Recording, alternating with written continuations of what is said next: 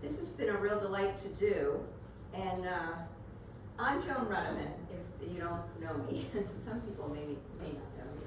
Some people have known me like forever, because this is Allentown and that's what we do here. I'm a retired teacher, lifelong Allentown resident, and I'm really very devoted to this library. So welcome. So where do we hail from? Anybody from the township? Anybody? Yes, I guess down the street. Yeah. That would actually be you too, Bill. You're from the township. I never really, since we're from Upper Freehold. That's the township. This is Allentown. I never know how to say, yes, I'm from Allentown, yes, I'm from. Well, at one point we were all together, and then the borough split off and became a borough. 1889. 1889. Thank you. Keep me straight. So Allentown people, you know, lots of this. Oh, we're so provincial here in Western Monmouth, aren't we? So here we are.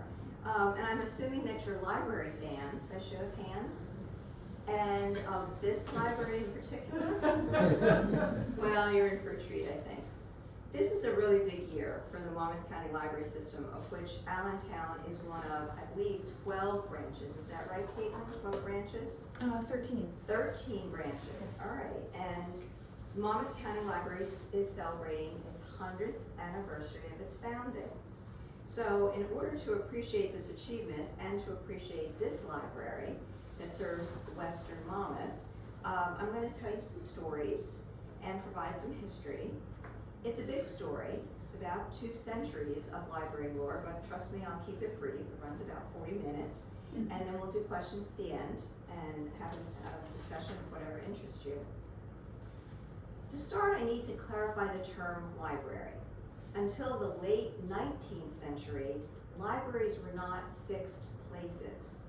Allentown's library, for example, was in many places throughout town in almost 100 years of its existence, which is why acquiring this building and property as a permanent home for the library in 1973 was a big deal and continues to be a big deal to us.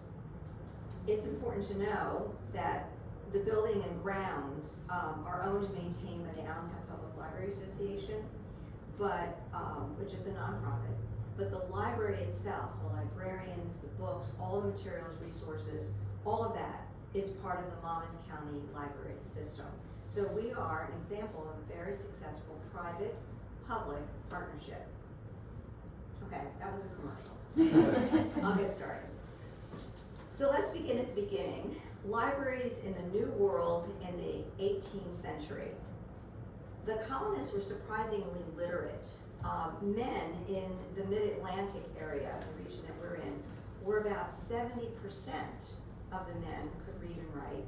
About half of that percentage, or about 35% of women, were literate, could read and write. Colonists were avid consumers of newspapers. Often they were read out loud in the town square or in pubs. And colonists appreciated books. So, now that we understand that libraries are a collection of books that were shared and not necessarily a place to go. By the 1700s, non-religious books were being published. These were the first novels. And wealthy people formed clubs that shared these books. This evolved into what was called subscription libraries. People would pay an annual fee, and then they would share in the books that circulated. Allentown had such a subscription library early in the 1800s, and we have a receipt. Thank you, John Fabiano, for finding this. And I will have the table set up where you can see these artifacts a little bit more clearly. But this reads that, that the bearer, George Holcomb, for $5 entitles him to a share, 1 share for the year, in the Allentown Library. And this is by order of the President, January 26th, January 24th, 1812, and it's signed by George Baylor, who is the treasurer. So in 1812, we had a library presence here in Allentown, subscription library. We also discovered a ledger here in the library that recorded over 70 years of members and books that were annually recorded for the Cream Ridge Circulating Library, 1873 to 1925, every year. They would have one page would be the list of the members, and one page would be the list of the books that they bought. According to my son Jake, who's a professor of early American and Revolution history at Wake Forest University, subscription libraries were a common colonial model. Benjamin Franklin founded the Library Company of Philadelphia. The Boston Athenaeum, the New York Library Company were all set up as subscription libraries, as was the Trenton Library Company, but we're going to get to more on that later. This model of subscription libraries, books that circulated among members who paid a membership fee, was in vogue from the late 1700s into the mid 1800s.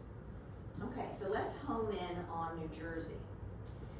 For this, I'm indebted to Caitlin Cook, a reference librarian in the State Library, who over the past several years provided me with many answers to my many questions about library history here in the state. She sent me a PDF of Edwin Beckerman's book, A History of New Jersey Libraries, 1750 to 1996, which was published by Scarecrow Press in 1997. Other resources, the Allentown Messengers, Mr. J.W. Naylor, and then his son-in-law, Ellis Hull, were the editors and publishers of the Allentown Messenger that published every week from 1903 to 1985, at which time the paper was sold, and then was published until 2007, when it was officially terminated. So let's pick up the story with the development of public libraries in the late 19th century. The shift from rural to urban economy demanded a more highly educated population, thus the push for universal public education and for more library outreach. Here in Allentown, education had always been important. Long before the state in 1829 passed the Common School Act, Allentown had a school. The Presbyterians Academy up on the hill, founded in the 18th century, was the school here for boys and girls through to the middle of the 19th century.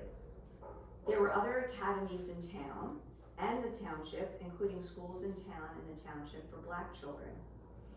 Then in 1876, the town built an elementary school on North Main near Broad Street, about where the Commerce Bank is today.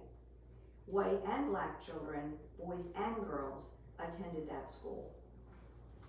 So it was about this time, the early 1870s, that the community rallied to create a library. In 1873, a group of people decided that their community needed a public library. Now you might think that these were women that were looking for a library for children. However, the movers of the initial Allentown Public Library Association were young men. They were post-war, this would be Civil War, veterans, and these young men, with women and older men in the town, wanted a place where books could be shared, a library. They organized fundraisers, they sought a location, and then 3 years later, in 1876, the library opened with 200 volumes, 66 members who paid $2 a year for their subscription. That original library took root in town and grew in numbers of books and in patrons. The library was open to all for $2 a year. It was a subscription library, but there was no restrictions that I have been able to find on who could participate. However, the physical place of the library moved throughout town over the next century. Now you have to remember, right, libraries were collections of books, not necessarily a place. Allentown's library was housed in many places over its years, sometimes for a few months, the longest for over 35 years, which was right next door, the building next door, often called the Brick Building. On the second floor was Union Hall, and that was, a corner of that space was where the library existed. What's remarkable is that one of the librarians served for over 40 years. Mrs. E.P. Ford, Elizabeth Parent Ford, was an Allentown girl. Her father was the hat maker Charles Myers. He operated in a shop across the street, kind of where Woody's is today. Her brothers were Civil War heroes. Liddy was widowed early. She was a respected teacher for many years in the elementary school before her marriage and then after she was widowed. And for years she served as librarian into her 80s. Library hours were limited. I've been told that in the early 20th century, library hours were Saturdays, afternoons, and into the evening, which I believe were the operating hours from its inception. Saturdays were a really big deal in town. This is when farmers came to town to do their shopping. People gathered for socializing and for refreshments, not alcohol, just coffee and such. Before her death in 2018, at age 102, I spent time with Beatrice Tyndall, who lived in the yellow house that's next to Fulton Bank. Her family owned and operated the Bates Larison and later the Larison hardware store, which is where the bike shop is today, right across the street. Bee worked there from age 14, from age about 14 onward. When I asked her about her use of the library, she said she never went to the library. She said that it was open on Saturdays, and she worked on Saturdays all day in the store. It was their busiest day. But, side note, as an adult, Bee was active in the library. She was one of librarian Bernice Van Kirk's army of volunteers at the library. She checked books in and out, and she finally remembered, as she said to me, it was always enjoyable. Allentown's library grew over the course of the 19th into the 20th century with donations of books and with an attentive Allentown Public Library Association board that bought books. In particular, the Association of Libraries added reference books to the collection. There were a lot of organizations in Allentown, but I want to spotlight one of them. The Fortnightly Club was all women, and they shared presentations each month on topics of the day: history, geography, arts. We have accounts in the messengers of the librarians, Mrs. Ford and then later Mrs. Corwin, gathering books and materials on the topic for which the women were presenting. So, by the end of the 19th century, Allentown's library was well established. But what was happening at the state level? What was happening at the county level? The state library existed in the 18th century. However, its role was limited to legislative and judiciary needs. In 1898, almost 20th century, the New Jersey legislature passed the Traveling Library Law. The intent was to bring books to rural areas, to get the population involved with libraries. Remember, Industrial Revolution, immigration, the need for an educated populace. This got off to a slow start, but by 1900, a couple years later, it was up and running. We have local stories about the traveling library, again, from the messengers, as books came to Allentown monthly from the traveling library system. This was really cleverly done. There were 50 books, and I've checked because Mr. Naylor every month would list all 50 books in the messenger. These are all the titles that came in. And it's like a big deal. We make the papers, right? So it's always 50 books. And then when I was using Beckerman, he confirmed that 50 books always came in a box. And that the box was designed to open up to be a self-contained bookcase. And then it would close and get shipped back to Trenton. Allentown's traveling library arrived by stagecoach that came down the Allentown Yardville Road. Okay, so let's do a little bit of politics from 19th century. The state librarian was not thrilled with this traveling library idea. Mr. Hamilton, the state librarian, chose to retire in 1898 after 15, and I'm quoting, unremarkable years of service. This is not my opinion, but this is what the Library Journal of 1898 recorded, as reported by Beckerman. Alas, Mr. Hamilton was at the tail end of a century of protocols where the state library's most exclusive concern was service to the state government, legislative, judiciary, not to provide books for common folk. But as mentioned, by the late 19th century, the Industrial Revolution demanded a more educated populace, and libraries were needed. This was the era of the Carnegie libraries.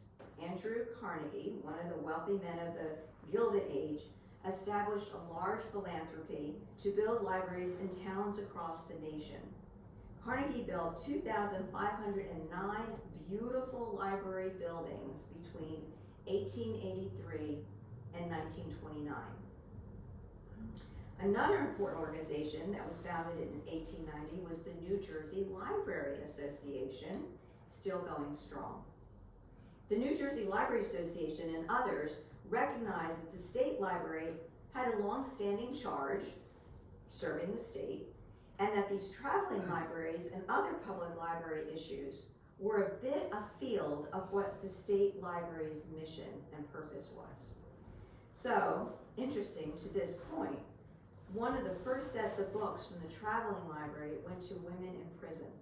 Talk about being far afield of what the state librarians were thinking about. So, the traveling libraries were starved, but something more was needed to address the particular attention of library needs in the state to make it official. So, enter 1900, the Act to promote the establishment and efficiency of free public libraries. This first 5-member commission was appointed by Governor Voorhees in 1900, and one of whom was George Swain, Reverend George Swain of the Allentown Presbyterian Church. Did you know this? I didn't think you did. Now, this tidbit caught my attention, so I dug a little bit to determine why Reverend Swain was appointed.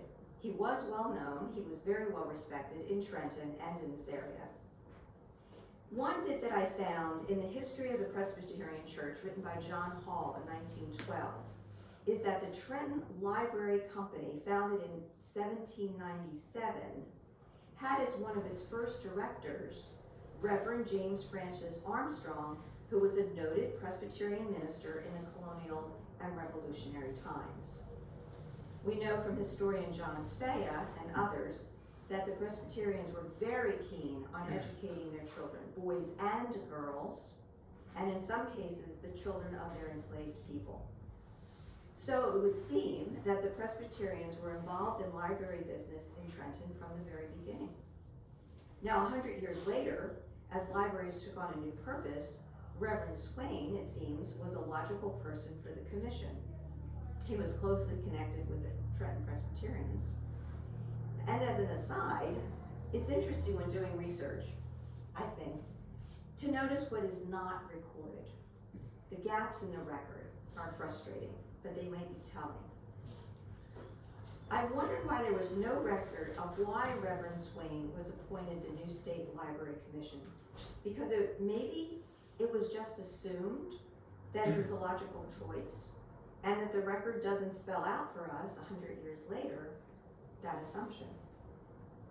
To further speculate, and again, I wonder, I have no record of this, if the fact that the Allentown Public Library was also a known entity, having been in existence at that point for over 20 years.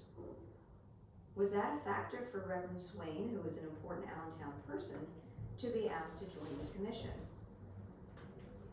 According to Beckerman, the initial charge of the commission was to stimulate the establishment of public libraries in New Jersey, to offer advice regarding their organization, support, and operation, and to aid in their service to local communities.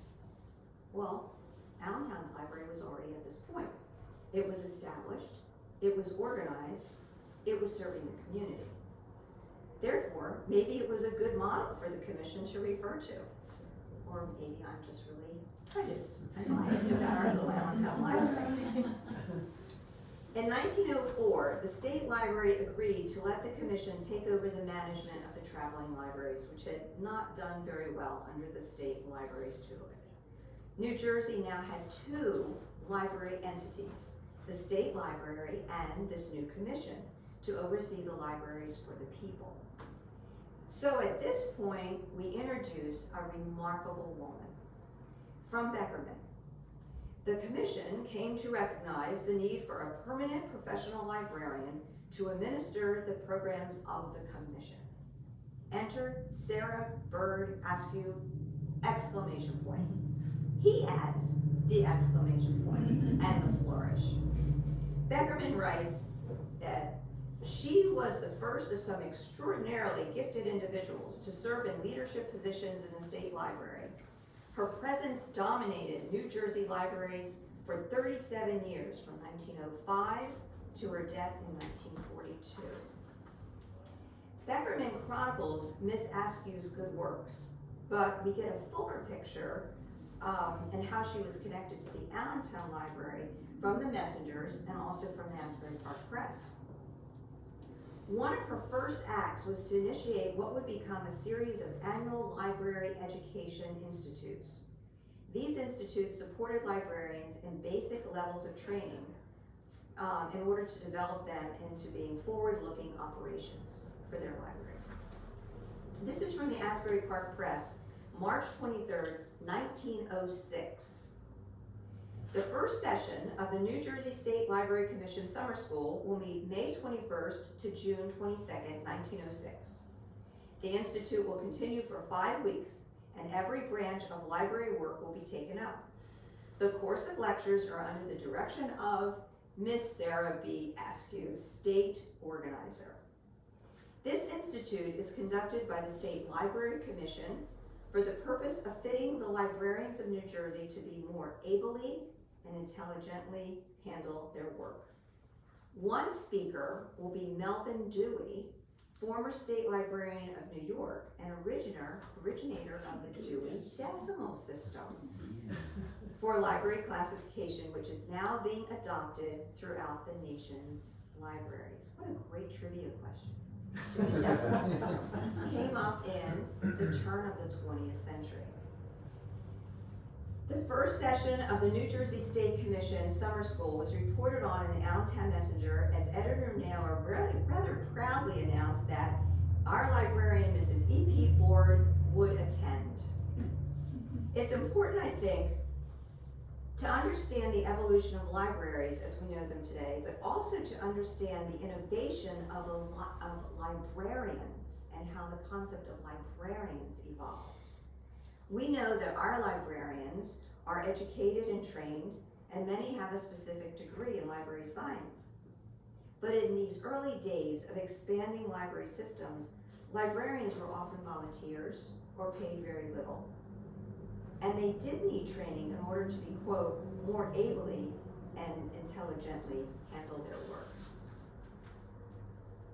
Before I go on, I have another tidbit I found in my research.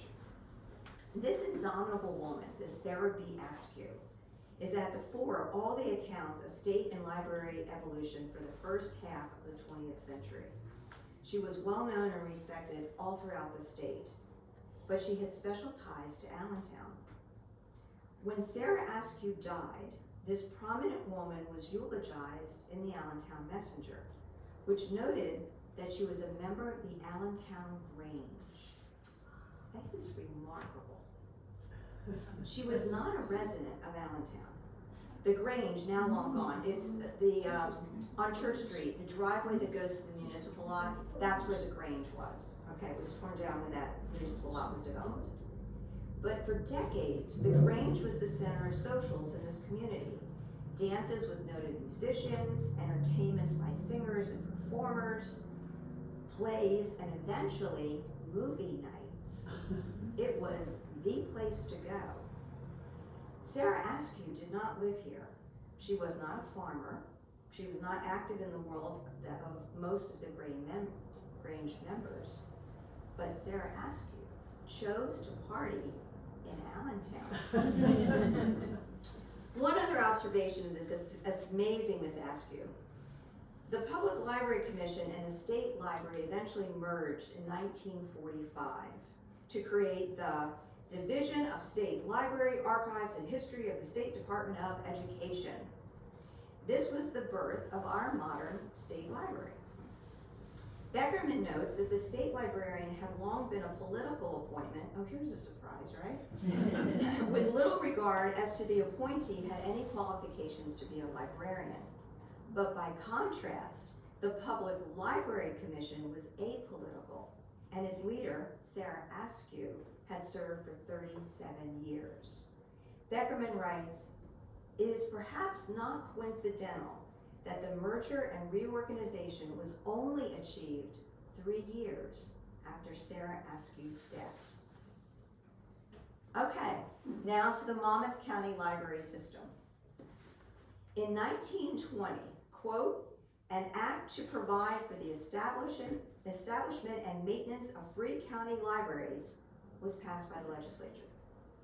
This is a full 20 years after the State Library Commission, the traveling libraries, etc., which were intended to serve the greater public and rural areas. The need for libraries became greater than could be managed out of Trenton, and so in 1920, the Free County Libraries Act was passed. The first was Burlington County Library, and within 2 years, Monmouth County, which was one of the lesser populated counties, established a county library. The study and resulting law for county libraries were the product of the commission, and more particularly, writes Beckerman, Sarah Bird Askew. Allentown became one of the first of Monmouth County Library branches in 1922. From a short history of the Monmouth County Library, 1922 to 1985, Sarah Askew was helpful in setting up the new county library. The library started with 8,500 books, most of them from the state, thanks to Miss Askew. She also arranged for the state to pay salaries of additional catalogers. Now the intent was not that this would not be a circulating library, but it would be an office with storage space. The purpose was to serve people in the rural areas. So the librarian, Miss Randall, spent a year establishing deposit stations for books throughout the county. But in order to participate, the municipality had to pay the library tax. In 1923, it was 0.3 mils, M-I-L-S. All right, I had to look this up, but I can explain it. A mill rate, or millage, is a tax rate that some municipalities use to determine local property taxes. 1 mil equals 1/1000th of a dollar. So for each mill levied on your property, you pay $1 in property tax for every $1,000 of assessed value. All right, I don't really want to do the math, but we can assume that 0.3 mil, or 0.3 per $1 of 1,000 assessed value, is a rather small amount. This said, some towns did not pay and did not receive county services. Towns like Middletown, Freehold, Matawan, Keyport, Asbury Park, Avon, Belmar, Bradley Beach, Spring Lake, and Manasquan. Of those that did enter into the county system, 8 were small libraries that were not supported by local taxes. 2 were free to the public, the Oceanic Free Public Library at Rumson and the Farmingdale Library. And the 6 others, Allentown being one, were subscription libraries. The Messenger reported that Allentown voted to pay the tax rather overwhelmingly. Now, I think this is remarkable because though the town already had an established library, the majority of the people in town wanted to support the county library system. And with the other libraries that entered into the county system, Allentown's library became a distribution center free to the public. So as an aside, I believe that Allentown got the better end of the deal. We, the Allentown Public Library Board, have tracked the amount of library tax that goes to Monmouth County and then comes back to Allentown and Upper Freehold, and how much of that comes to the library. So Allentown Upper Freehold pays tax, the library tax to Monmouth. All of that comes back to this library. Comes back in services, librarians, children's programming, books, services, all of that. So that might make you feel a little bit better about paying your library tax that shows up on your bill. Remember, that supports the library, doesn't support the physical plant. All right, so back to the County Library Commission. We're well aware of how big Monmouth County is and that, quote, the important parts are on the eastern side of the county. And we know that we are often the little stepchild of Monmouth County, hanging out here in western Monmouth. However, from the start, Allentown had a role in the county library system. One of the early county library commissioners was Miss Addie Ford Yard, who served from 1931 to 1944. And she was succeeded by Earl Hendrickson, the longtime mayor of Allentown and the son-in-law of editor Neil. Mayor Hendrickson served from 1944 to 1975, and in his last 10 years on the County Library Commission, he served with George Perry from Allentown, who was a dedicated Allentown Public Library Association board member. George had served as president and then for many, many years as the treasurer of the Allentown Public Library Association board. George was on the County Library Commission from 1965 until the mid-1990s, for over 30 years. George died in 2003. Allentown's library was one deposit station, but there were some in Upper Freehold Township. I don't have precise information, but I think that one early on was in the Hendrickson farmstead that's across from Happy Apple. By 1924, there surely must have been many in Upper Freehold deposit centers, because at that point there were 110 active stations around Monmouth County. These stations were in post offices, stores, people's homes, businesses. One was in a roadside stand, a YMCA, any place where a custodian could keep track of the books. The library truck went to each station about every 4 to 6 weeks. Books were exchanged, requests were taken, returns were made. However, very often the librarian didn't complete the route because the public response was so enthusiastic that new books were taken before she reached all the stations on the route. Now remember at this point that Allentown had a library for more than 4 decades. Allentown had a viable library and a librarian serving the community. So it's no surprise then in 1925, with 116 total stations, Allentown was one of the largest, along with Atlantic Highlands, Brielle, Farmingdale, Keensburg, Ocean Grove, Red Bank.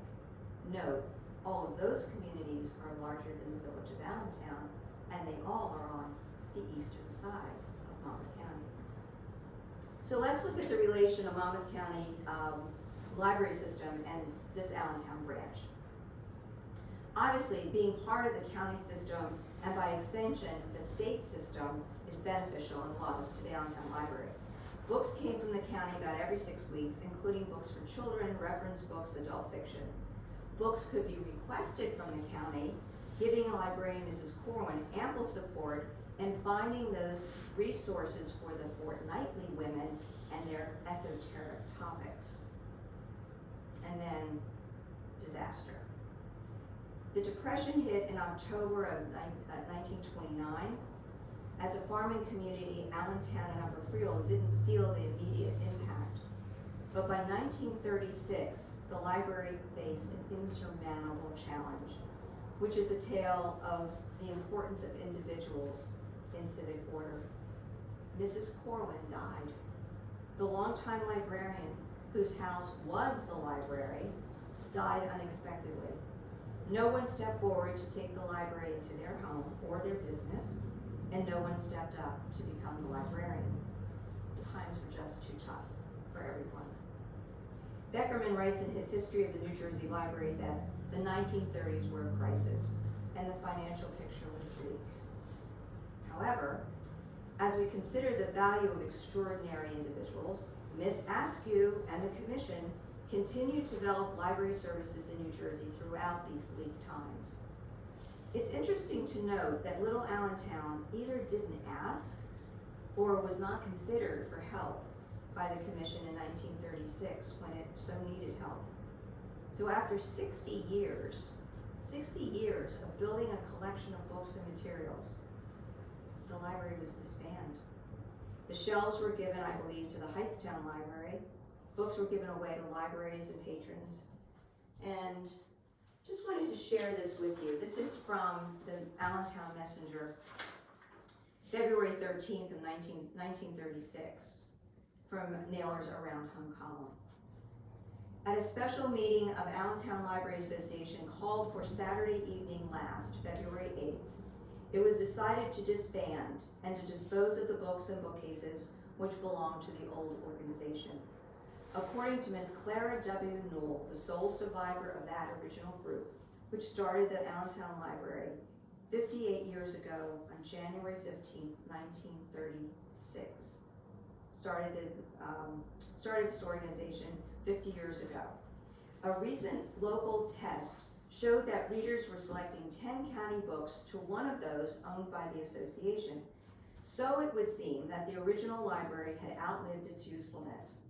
The Monmouth County Library, through the librarian Miss Vivian Canfield, will soon have completed arrangements for a book station here in Allentown, and due notice of its location will be given in these columns. Well, the Allentown Library was done, except the county still had its mobile library. So the county library system, also feeling the financial strains of the Depression, but Miss Vivian Canfield made sure that Allentown was one of the book stations on the route. So this book station was set up in what is now the pharmacy on the corner. At that time, it was Larry Byers' drugstore. And Mr. Byers offered a corner of his store for the books to be left by the county truck. Honestly, it was a poor substitute for the real library that this community had enjoyed for so many decades, but it at least was something. The book truck had been neatly tricked out to be a real mobile library. Let's see if I can find an image. And this will be up here on the table for you to see. It was a book truck. 5-member staff serviced patrons from the truck with built-in shelves, floor to ceiling. The books that, the doors that opened out on the sides were reconfigured so that they would open up to shield people from weather as they came up to the truck. The book truck came about every 3 months, and the messenger would list some of the titles of the books that had been placed in the drugstore for the town. It was a really big deal when the book truck came to town. And now, so much more so because this was the only library in town. I have to say that I have vivid memories of being a preschooler in the late 50s when this book truck came to town and going in and choosing books. It was magical. Nancy and I have talked about this because Nancy and I are about the same age, and she also remembers the bookmobile. The county bookmobile sustained this community for over 20 years. Except for several years during World War II, when the driver was drafted and gasoline was rationed. But when the driver returned from the war and gasoline was once again available, the bookmobile resumed its visit to Allentown and Upper Freehold. So I need to clarify that at this point, 1959, citizens of Allentown and Upper Freehold had reformed the Library Association, and the community had the beginnings of what would become a full-service library, this library. So the roots of this current library lie in the 1950s. More about this in a moment. Regarding the bookmobile, on display that I'll share with you is a photo from the Trenton Sunday Times of May 17, 1959. And in this photo, you can see the shelves in the bookmobile. You can see Mrs. Grace Stoneback, who is Mr. Stoneback's wife, the superintendent of schools. You can see he was a principal. He was principal. But no, eventually he became superintendent, didn't he? I thought, no, that was Mr. Poinsett. Really? He's the principal. So, and then you can see sitting here is Mrs. Louise Tyndall, who is Nancy's mom. And here is Helen Ely, who is Alice Wyckoff's mom. The caption reads in part, "They spend hours drawing approximately 500 titles when the book van visits Allentown about 3 times a year. It carries 2,000 books and soon will be replaced by a larger truck that will tow 2,500 to 3,000 books, according to librarian James Clark of Freehold, who rides the book circuit with driver Donald Price. Beginning next month, Allentown will be visited about 4 times a year by the van, which makes 70 stops throughout Monmouth County." So, just a bit on the rest of that story. In the 1950s, 3 indomitable women, all former librarians because they gave up their careers when they got married, that was the 50s, they decided that the town needed a library, a proper library. This is truly a wonderful story. It's a story of what our library is today, but that's going to wait for another time. As to our county connections, when the Allentown Public Library was reformed, it was once again an operating branch of the Monmouth County Library System. The county loaned books to Allentown, and the Library Association also collected books through donations. In particular, they took over 1,000 books that were discarded by the Mattawan Library. I'm supposing that transaction was initiated by the county librarians. Our relationship with the county has evolved. For many years, the Allentown Library Association paid the librarian's salary, and then the librarians became employees, full employees of the county. The county set our hours at that point, and over the years we worked together to extend those hours. At one point, the Allentown Library Association bought books for the collection, often bestsellers so patrons wouldn't have to wait for the most current access.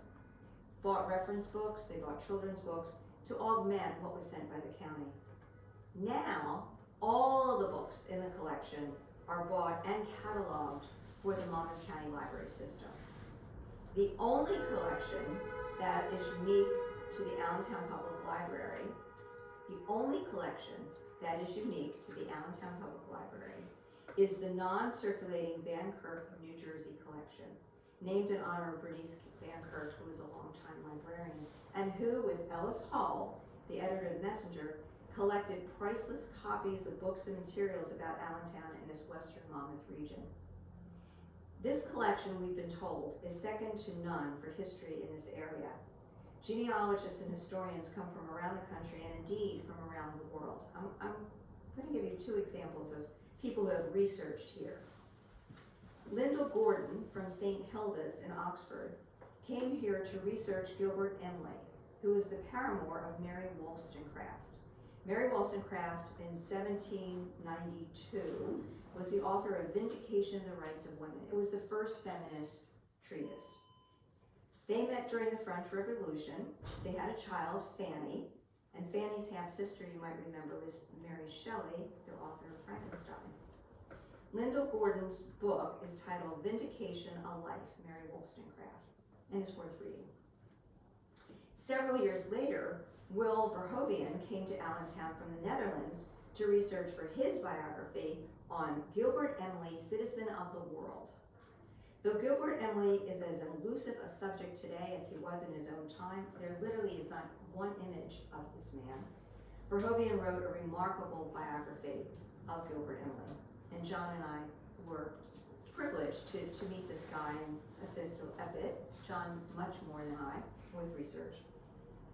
In all the world, these researchers came to the Allentown Public Library to find information about a ne'er-do-well son of the very prominent Emily family. The Emily house was built by his cousin, John Emily.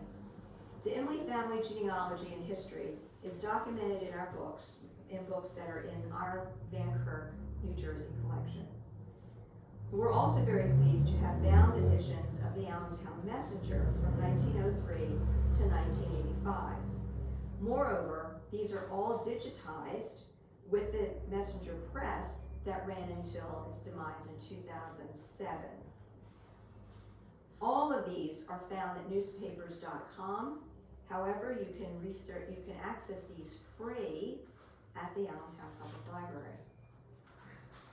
So from this abbreviated history of the libraries in the country, the state, the county, and our community, we have a sense of the evolution of libraries and the forces and the people that drive those changes. As our Allentown Public Library Board thinks about the future of this library, we have a vision that this place will become a repository for books and materials that will add to the historical collection. I'm just ruminating here, but consider what history research will be like in the next 100 years. Letters and journals and newspapers, even books, are increasingly online. No tangible print to collect or store. But what happens when technology changes? Will all these materials be accessible? Will people in the future seek to print materials just so they can save them for posterity? How ironic, right? Professor Bill Brands, who is a prolific author, he's written bios of 18th and 20th century figures from Benjamin Franklin, Andrew Jackson, Theodore Roosevelt, FDR. He's written histories from the Gold Rush to World War II. He's an entertaining and highly informative writer. Professor Brands says that he tells his students that if they want to be remembered, they should keep a written journal. And then when they're old, give that journal to their local library. He tells them, you will be read and remembered forever. I'm going to do a final commercial here. We're blessed that Edward Beckerman in the mid-20th century captured the history of the New Jersey library system. We're blessed that librarians like Caitlin Cook, currently at the State Library, maintain records and history of the State Library and the Commission. We're blessed that Mr. Naylor and Alice Hall, the editors extraordinaire, were aware that their messengers recorded stories and information and history that would be interesting and needed by generations to come. We're blessed that we have a library, both a collection of books and a place, along with our county library system, that continue to serve our communities out here in Western Monmouth. It's 146 years for one, it's 100 years for the other, and together it's a legacy for all. I have one final commercial. This has appeared in your mailboxes recently. This is our annual Please Support Your Library letter, but it's more than that. It begins always, dear neighbors, and every year our intent with this letter is to give you rather a state of the state of the library, your library, what has been done, what we plan to do, how we plan to do it. And of course the kicker in all of it is, it's because of you. Because of donations through this annual giving, we raise 40% of our operating budget that keeps the building going and the building and grounds in good shape. This is an historic building. We have a steeple, which are very expensive to maintain, but we are committed, the Allentown Public Library has always been committed to maintaining the integrity of the building, the historic nature of the building, as well as maintaining and keeping a full-service library out here in Western Monmouth for all of us. So I'm happy to take questions if you have questions or you're curious about anything.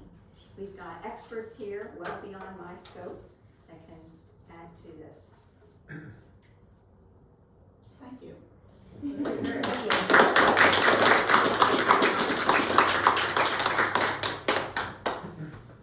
I ran this for my son, who's an historian, and he had an interesting comment. He said, this really, the so what of this whole story is really a moral on civic life, that people matter.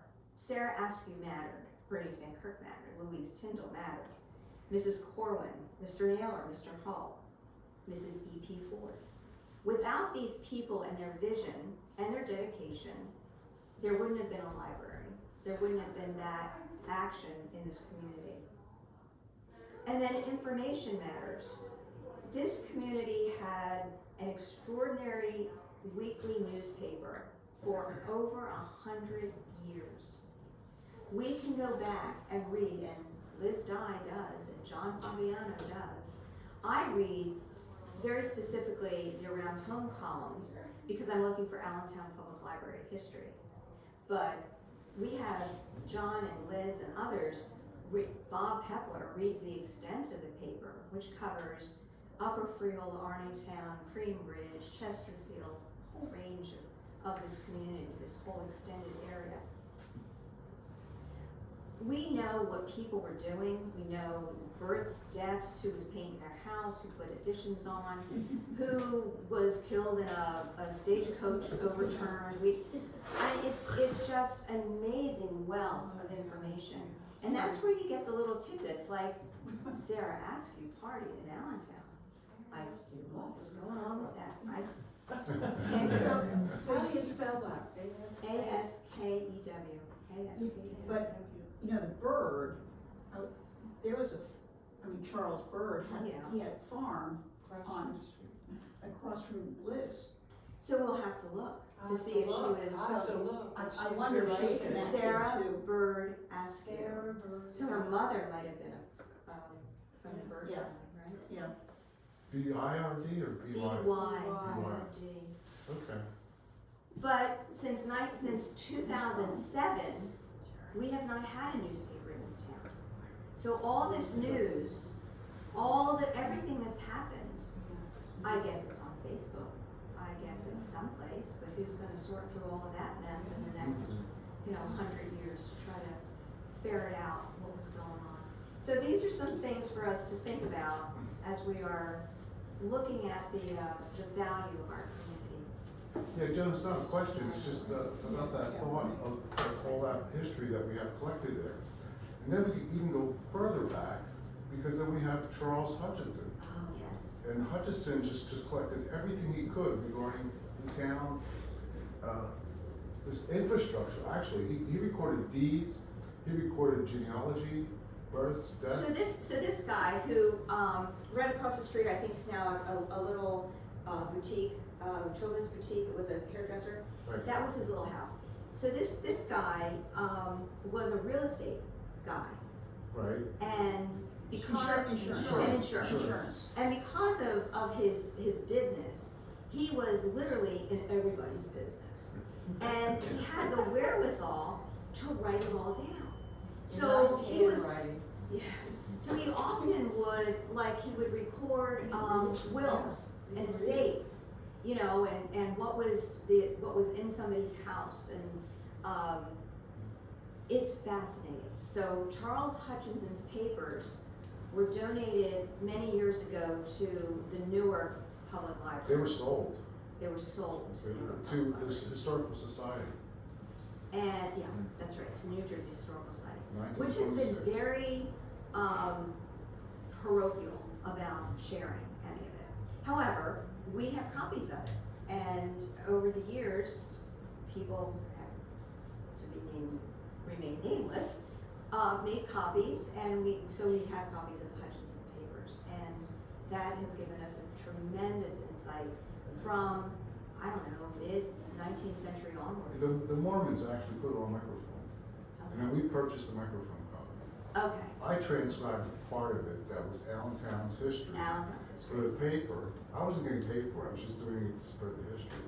And I think they were a little annoyed with that, but because they want people to go up to Newark to do their research up there. They don't want them accessing Put it it. online. But they won't go, they won't put it online. Right. They also make it difficult to go into their files, so.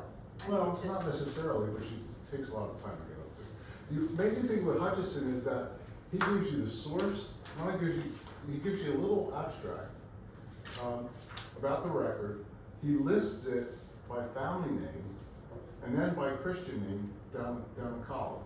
So he's writing in a ledger, but he's thinking in like a computer mind. Then he gives you a key number which takes you to the record, and he gives you the source. Then he has a separate chart that tells you the source of all these different records by the key number. So he's got the key numbers in order in the morning. It just blows my mind. As soon as I got into that thing, I said, oh my God, this is incredible. Which makes you think that he was writing for posterity. Yeah, of I course. read Naylor, and I know Ellis was, but I read Naylor going back to 1903 from the moment he came to Allentown. And it's apparent that he was thinking of the future. He was thinking about people reading this 100 years later, which we do. So between that and his maps, which are that's why we think of him as far as real estate goes, because he did the meets and bounds on these very detailed maps. I think there's like 100 and some in his ledger, and they're so specific. And to find them, what we could do is we could literally, with the computer programs today, we can layer the town and have ownership based upon each individual building, based upon what time period you're looking at. It's just, It is an amazing source. yeah, and he was able to do this just many years ago, writing in a ledger in longhand. It is rather fascinating. Are there other questions? Well, I've never seen it, but on occasion we've asked Alice some questions and she produces amazing things. And I understand she has like a whole room of her house that is. It's a closet. All right, so Alice Wyckoff, who lives across from the mill, and she is the child of 4 generations of millers at Canines Pond. Alice has lived here much of her life and just has the soul of an historian. And because of her genealogy, she's related to everybody, as is Liz, as is Bobby Pepler. Like, my dad told me years ago, my parents moved to Allentown in the 50s, 1950. And my dad told me when I was really young, Joni, don't talk about anybody because they're all related. So, and it is true, and it is very true. But Alice has made it her life's passion to just collect information, and she's got scrapbooks that are she's an artist, and that are just beautifully archived. Yeah. And she's got one on streets in Allentown, and one on schools in Allentown, and one on churches in Allentown, and like anything specific. One on race relations in Allentown that I've been digging into very deeply and with other sources in the last year. If you're interested, I will make a pitch. There's 2 sections under the windows on either side of the Vankirk collection that will make beautiful cabinets that could be closed and locked, that could store all of Alice's collection. And we have a quote for, it's like about $5,000 to have these cabinets custom built by a wonderful cabinet maker. That's something that we're fundraising. I'm looking for money outside of this. I don't want to take away from this, but I would like to have that ready for Alice to donate all of her materials to us, because it's a wealth of information. But we want to have a safe and secure place for it. She glad you asked? Always looking for something. Anything else? Thank you very much, it was great. Well, thank you for coming. I do appreciate it. Caitlin is here, and Caitlin is now, you might remember from being here at the library, Caitlin now works for a layer, and she is a blacksmither. So she is dressed in her regalia for her blacksmithing work, and she came and was kind enough to take this, so that this will go to the county and be put on YouTube for people to be able to see. Oh, nice. Great. That's great. Thanks for your time. You're That's welcome. great. I'm very nice. So come on and you can look at the artifacts that I have up here. You get a little closer look at everything.